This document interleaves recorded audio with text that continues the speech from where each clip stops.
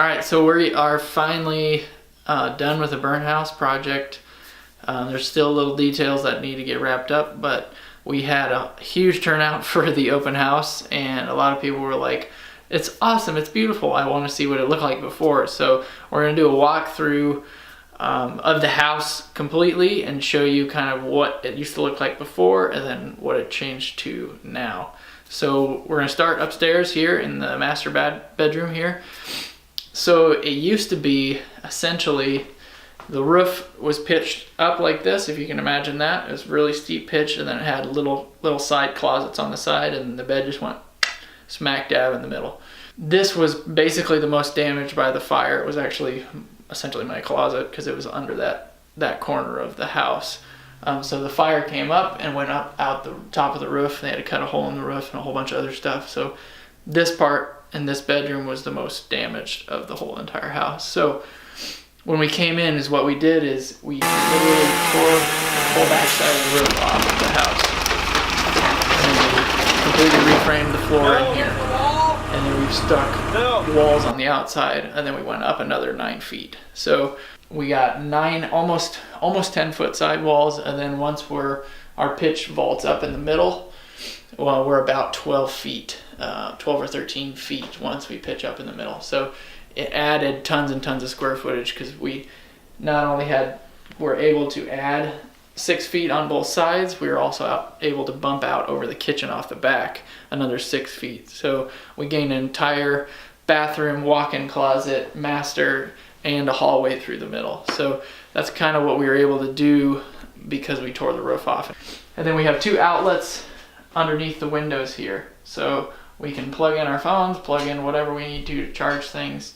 It's not like a hotel room where the plugins make absolutely no sense because they're behind the bed.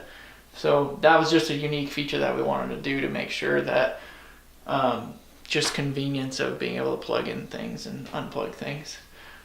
Big feature of this room are these 2 windows. So everybody's talking about the arch window in the main floor in the kitchen. So these are actually the bottoms of those windows. So we have 2 of these in the front of the house, 2 of these in the back of the house, and then we have 1 extra that we couldn't fit in. But those all actually went underneath that giant arch window. So it was a whole wall of windows that we got reclaimed from out of the box. So these are 3 foot wide by 8 foot tall, tempered glass fixed pane windows, and it just completely opens up this backyard. And we can't wait for summer to come and all these trees start filling in, and we can't wait for that part. But it's a big feature of the bedroom. And then I'll talk about it a bunch, but the floors are reclaimed pine out of Newman Grove, Nebraska. So they're out of 5 or 6 different houses all over Nebraska and Iowa and Kansas. So we put them all together, Thomas Wood Floors laid them, and then we had Steve Bomeyer come out and finish them all, and they turned out awesome. So vanity, it looks a little different than normal. That's because it is. This is actually a dresser that we purchased from Home and Closet, and then these sinks are from out of the box, and these are from out of the box as well. So these are actually hand-hammered copper sinks that have been nickel plated. And then this is just a quartz countertop. And then we got a reclaimed mirror from Home and Closet again. And then just kind of a random fixture from one of the big box stores here. So, and then eventually we'll get this shower done. We had a little bit of a mix up with the plumbing manufacturer on what we needed and what we didn't need. But we got 2 niches, and then we'll have a glass shower door here, and then a good rain head up there. And all this tile is from Sark Tile out on West O, and they did a really good job, gave us a really good deal on all the tile. So you'll see all the tile is the same. This hallway was a make or break for Brooke, my wife. So before we had a Jack and Jill bathroom to both of the bedrooms, and so anytime your guests would come over, they would be like, hey, like, I'm going to the bathroom. So it would be like you would hear your guests going to the bathroom because your bedrooms were connected and there were 2 pocket doors. So pocket doors obviously don't seal as good as normal doors. So this was the make or break if we were going to stay here or move. It sounds ridiculous, but That was one of the biggest things. So we added this hallway in here so that our bedroom, our master is off to the side. We have a second bathroom, and then we have another bedroom. Again, we wanted this hallway not to feel like a complete dungeon or a long, narrow hallway. So we changed up the floor a little bit, and we did this herringbone or chevron pattern, or everybody calls it something different. All right, so we are in the front bedroom of the house. So this is technically what it used to look like. So this is the old roof line. These are the old style closets that we have in there. Still got quite a bit of storage. It's just, it shrinks the bedroom size a lot. So we were able to bump that out with these bigger walls here. But we got the staircase behind this wall.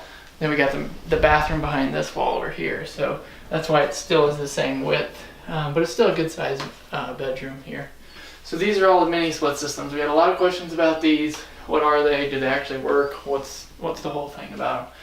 So we do not have a central heating and air system. So we don't have any ducts. We don't have any central furnace that's powering the whole house essentially.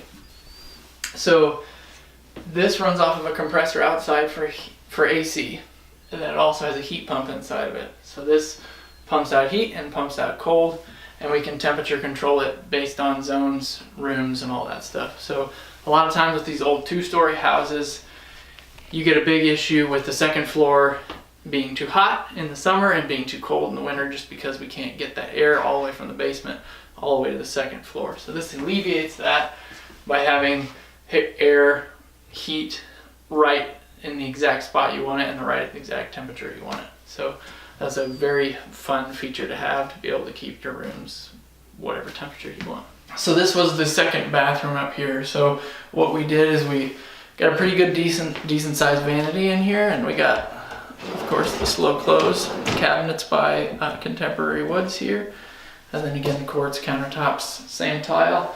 It's a little bit wider than normal bathrooms. It's actually 6 foot wide, so we were able to put a big tub in here so that we could eventually, when we have kids, we can have them have baths in here and stuff, and then we can also use it as kind of like a spa type bathtub. So it's really fun to be able to use that. This mirror was a reclaimed mirror from Home and Closet. If you can't tell, we like character, so even though this has a little bit of pitting and stuff in the glass, we still really like those kind of features. It makes the house still feel like it's a 1900s home. All right, so we are down on the main floor. We are in the kitchen. So if you kind of see up here in the top, this beam here is actually where the kitchen used to be. So when we got rid of this interior wall here, we have a big load-bearing beam in there, and then we also have a lot of electrical and things run inside of that beam. But we were able to expand the kitchen out that way a lot. So again, the biggest feature in this whole kitchen is this arch window that we got reclaimed from out of the box. It's a Marvin window. It was only a couple years old, so I said, yep. A lot of times I say no to reclaimed windows just because you don't know the history of them. They actually have manufacture date printed on the frame, and I can backdate it and make sure it's actually good to go. And then over here, this is what we speak a lot about when we do remodels, are these pantries and these rollouts. So you get tons and tons of storage, and you can put a lot of weight on these things. So you're not worried about them tipping or breaking or anything like that. And then they're all slow close. And then they're also, if you look at the back, you can see these little slots here. And so we can adjust them whatever height we want. Let's say we got big bottles in the top and little stuff in the bottom, we can shrink them and do whatever we need to fit, our unique needs. These handles, again, they got some cool patina on them. They actually used to be church handles, so for doors inside of a church in central Nebraska here. So then they all got the slow close, and they are solid brass too. These baseboards are about 8 inches tall, and they came out of a church as well. So we sanded them all down, stripped all the paint and whatever crap was on them that they put over 100 years. And then we have that on all the main floor. So everywhere else is white painted, but I still wanted to keep that good 100-year-old type feel on the main floor. So And then if we go over here, this is kind of a new feature that a lot of people are liking, and is we got double trash pullouts. So you can hide your trash essentially inside of a cabinet away from anybody being able to see it. And then it also kind of keeps the smell and that stuff inside the cabinet rather than out in your kitchen. Again, we got classic subway tile backsplash. A couple people asked us if we reused the same tile. We didn't. We just really liked the look of that tile, so we essentially did the same thing. These are actually the old floor joists for the second floor. So like I said earlier, we completely replaced all of that and reframed all of that. So these are actually the old floor joists that we took, planed them all down, sanded them, refinished them, and all that stuff. And then we joined them all together, and then we just hung them on these brackets here. So it's kind of a unique feature as far as bringing that character back into the house again. So these are the old floor joists that we finished up like that. And then the beams on everything that you'll see, these are actually the old, what's called the subfloor. So what I mean by that is a lot of times now they have plywood sheathing, and then you have your finished floor on top of that. So what happened back in the day was they had these 1x, so it's about 3/4 of an inch thick by about 12 inches wide, and then they would nail that to the floor joist, and then they would put their floor right over that. So it's pretty cool to be able to take that 100-year-old subfloor and be able to reuse it in a way that's really decorative and beautiful, actually. So if you look closely at all of them here, you can see where the dark spots are. That's actually where it was nailed to the floor joist.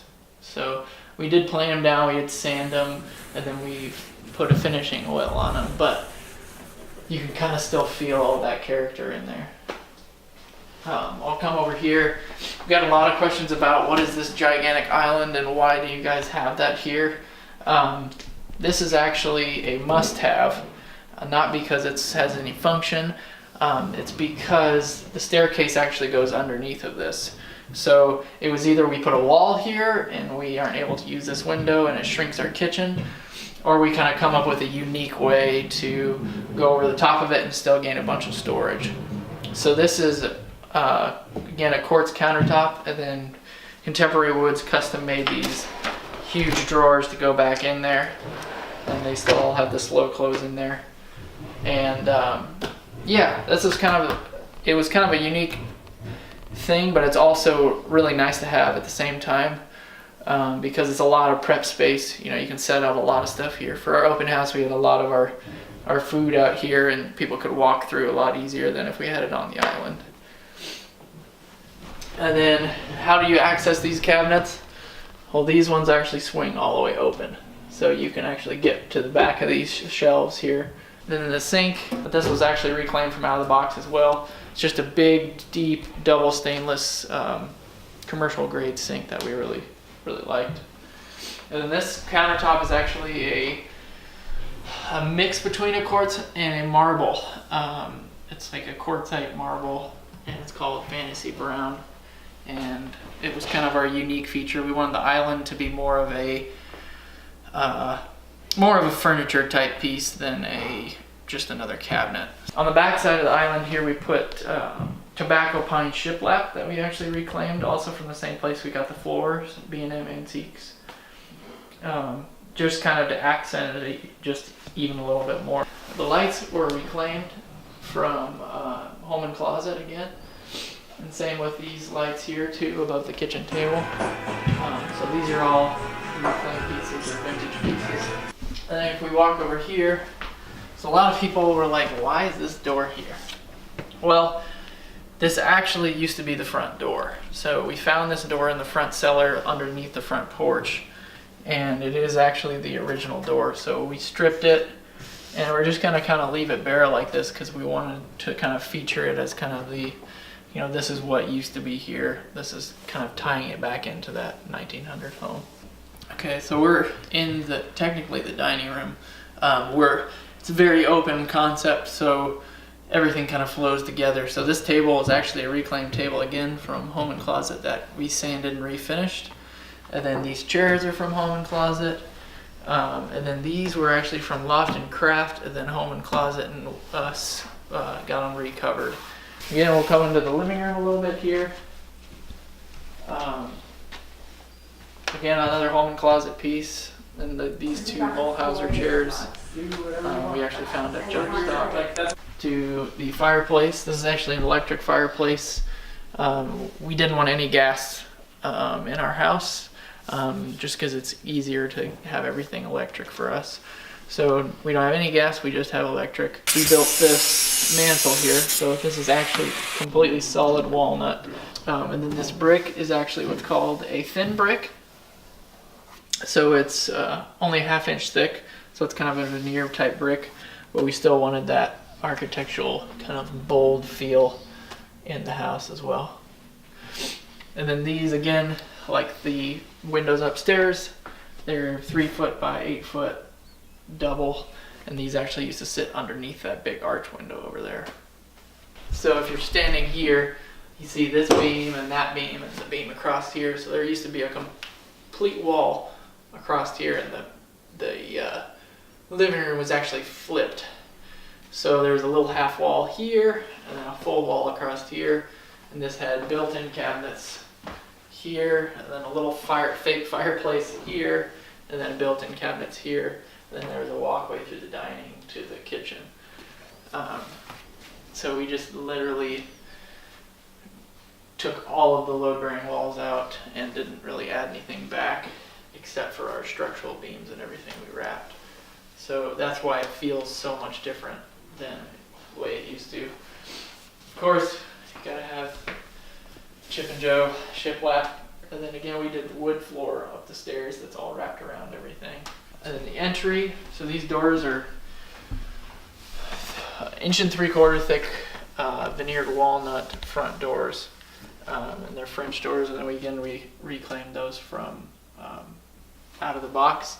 And then the door frame itself is actually walnut from Nebraska, and the guys out at the co-op Bennett actually built these for us. Alright, so we're on the front porch here. The floor we still got to do once the weather gets good. We didn't really want to try and paint anything while it's 10 degrees out, but we're going to repaint the floor here. And then we're standing, so this used to be a flat ceiling in here. So by adding these giant windows and giant door, we weren't able to keep that flat ceiling, so we were either going to have to raise it or do something with it. So what we decided to do was essentially match the vault of the roof pitch. So what we did was we added tongue and groove pine on all of this. And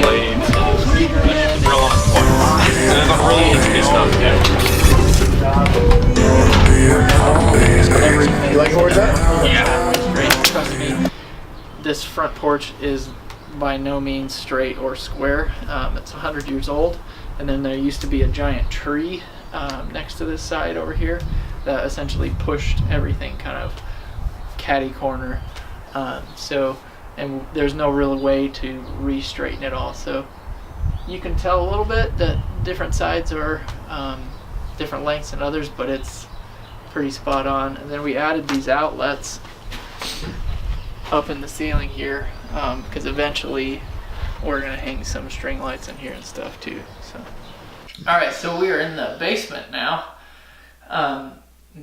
This was probably the most dramatic feeling difference as far as what it feels like down here. So we had a narrow stairway, and where Kai's standing used to be the furnace room, the laundry room, and everything.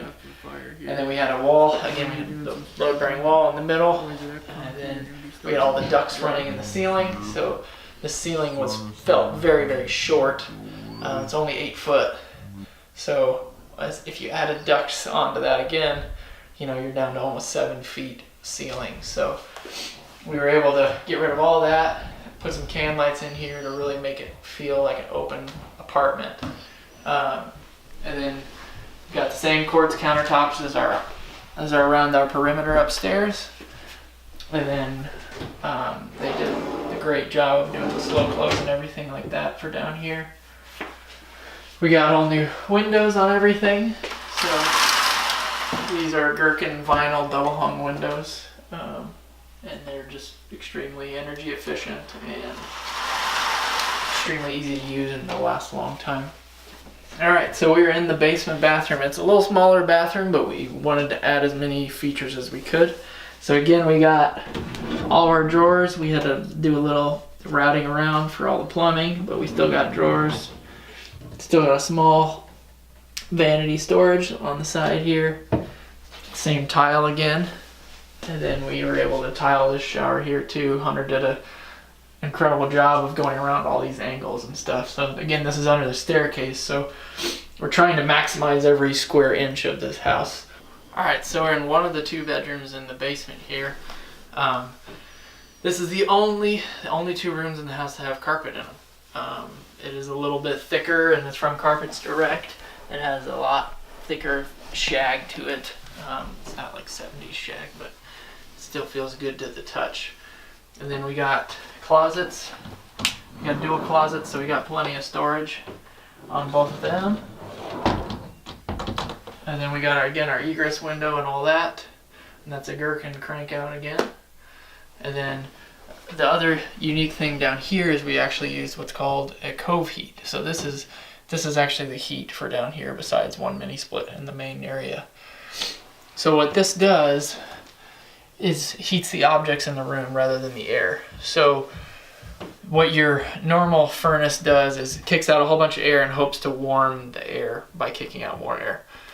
So what this does, it actually warms and heats the objects in the room. So it's actually radiant heating essentially. So it's radiating the heat in here rather than just forcing a whole bunch of air. So a lot more energy efficient than just pumping air everywhere just to try and get it warm. Another bedroom in here. It's a smaller bedroom, could be an office or a guest bedroom. We got a good sized closet. Again, we have the cove heating up at the top, and then we got a big large trim at the bottom and a good double sized bed here. So we actually now have, rather than a 3 bedroom, 2 bath house, we now have a 4 bedroom, 2 3/4 bath house. And then this is actually the laundry room. We haven't showed anybody this really yet. So we have a dog and we don't like to take him into our own bath, so we actually had a bath here. And then my sister-in-law was like, oh, that's actually really good for planting flowers and stuff too. So that will eventually be finished so that we can use that for those 2 reasons. And then good sized water heater. And then this is all the mechanical for the mini split systems here. So all these wires are running everywhere in our house, but this is the only place that we could get all of this stuff fit in here. So